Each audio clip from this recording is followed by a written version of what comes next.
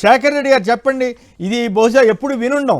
ఒక పక్కేమో మద్యం ఎక్కడ పడితే అక్కడ ఏరులై పారటం, బెల్ట్ షాపులు, ఇవన్నీ మద్యం షాపులు వాళ్ళు అనధికారికంగా పర్మిట్ రూములు పెట్టడంతో నరసరావుపేటలో బార్ ఓనర్లంతా ఆందోళన దిగారు. గతంలో ఎప్పుడైనా విన్నామా ఇలాంటి వార్తలు, ఎప్పుడైనా చూసామా? శేఖర్ గారు.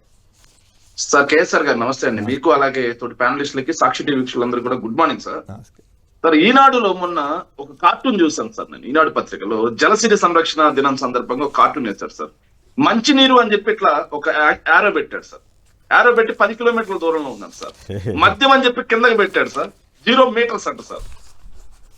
అంటే దాని అర్థం ఏంటంటే సార్, ఈనాడు వారు చెప్పకనే చెప్పారు సార్, రాష్ట్రంలో మంచినీరు దొరకని గ్రామాలు ఉన్నాయి కానీ మద్యం దొరకని గ్రామం లేదు అని చెప్పి ఈనాడు వారు ఆ యొక్క కార్టూన్ లో చెప్పకనే చెప్పారు సార్. పాపం ఇంకో విషయం ఏంటంటే సార్, రాష్ట్రంలో వీళ్ళ పాలసీ తీసుకొచ్చిన తర్వాత వైఎస్ఆర్ కాంగ్రెస్ పార్టీ నుంచి చాలా సార్లు మేము చాలా వేదికల మీద నివేదించాం సార్. ఏం నివేదించామంటే, అయ్యా చంద్రబాబు నాయుడు గారు మీరు పాలసీ తీసుకొచ్చారు, ప్రభుత్వమే ఏదైతే నిర్వహిస్తున్నటువంటి షాపుల ద్వారా 15,000 మంది ఉపాధిని పొట్టగొట్టి మరి మీ పాలసీ తీసుకొచ్చి అనధికారికంగా పర్మిట్ రూములు, అనధికారికంగా ఎమ్మెల్యేలు వసూలు చేయడం వల్ల అనధికారికంగా అధిక ధరలకు అమ్ముతా ఉన్నారయ్యా అని చెప్పి మేము నివేదించినా సరే నిమ్మకు నీరెత్తినట్టుగా ఈ ప్రభుత్వం ఉంది. ఈ రోజు ఏదైతే వైన్ షాపులు అన్నిటికి కూడా అనధికారికంగా వెనకాల పర్మిట్ రూములు నిర్వహించడం వల్ల నిజంగానే వాస్తవంగానే బార్కి వెళ్ళేవాడు ఎవరుండరు, ధరలు అధికంగా ఉంటాయి కాబట్టి ఈ వైన్ షాపులు వెనకాల అనధికారికంగా నిర్మించడం వల్ల బార్ ఓనర్లు బార్లో 1,70 లక్షలు 80 లక్షలు పెట్టి వాళ్ళు ఏదైతే పర్మిషన్లు తెచ్చుకొని అక్కడ కూర్చొని షాపుల దగ్గర ఈగలు కొట్టుకుంటా ఉంటే వాళ్ళు నిజంగానే రోడ్డు ఎక్కే పరిస్థితి.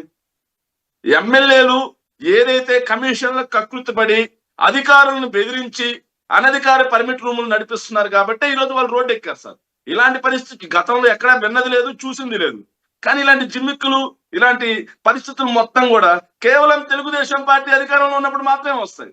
ఎందుకు వస్తాయంటే వాళ్ళకి దోచుకో పంచుకో తినుకో సిద్ధాంతం కాబట్టి దోచుకోవడం కోసం, పంచుకోవడం కోసం, తినుకోవడం కోసం ఒక వర్గాన్ని రోడ్డెక్కిస్తారు, ఇంకో వర్గాన్ని అందరం ఎక్కిస్తారు సార్.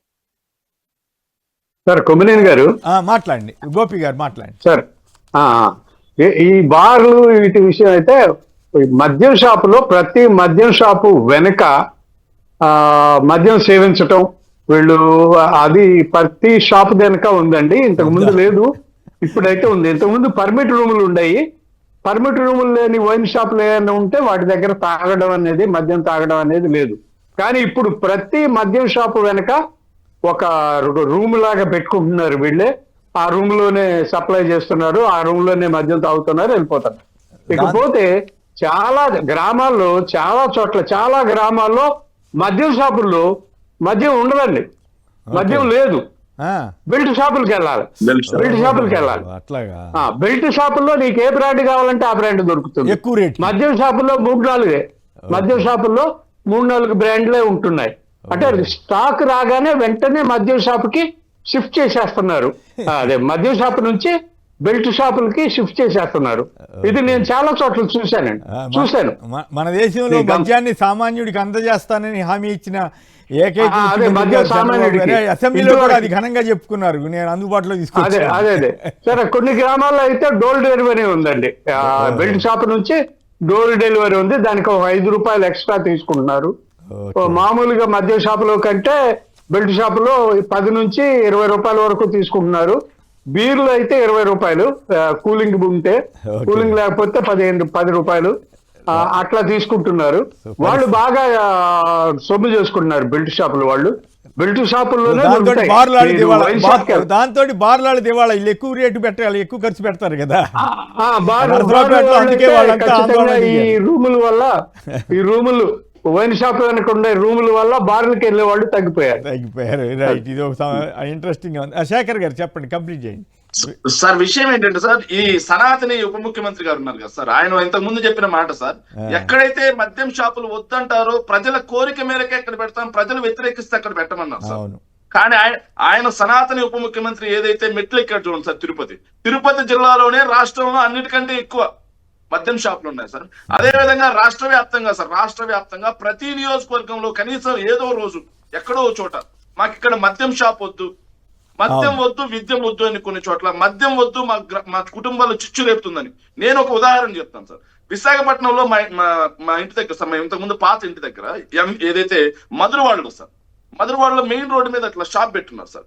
దాని వెనకాల పక్క మొత్తం ఫ్యామిలీస్ సార్, అపార్ట్మెంట్స్, విల్లాస్, పెద్ద పెద్ద ఫ్యామిలీస్ సార్. వీళ్ళు అక్కడ తీసుకొని ఆ వెనకాలే తాగుతా ఉన్నారు సార్, రోడ్డుకి ఆనుకొని.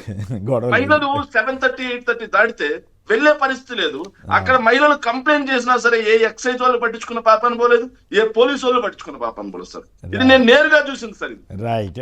రామకృష్ణ గారు మీరు కూడా సంక్షిప్తంగా మాట్లాడండి సార్. అన్నిటికన్నా ఇప్పుడు శేఖర్ రెడ్డి గారు చెప్పినట్టు సనాతని హిందూ మద్యాన్ని ప్రోత్సహించి నాణ్యమైన మద్యం మేము జగన్ గారి హయాంలో చీప్ లిక్కరు లేకపోతే నాణ్యత లేని మద్యాన్ని అందించారు అని మాట్లాడి ప్యూర్ సనాతని అనాపాలజిస్టిక్ సనాతని హిందూ నాణ్యమైన మద్యాన్ని అందిస్తాను అని ప్రచారం చేశారు సార్ ఆయన.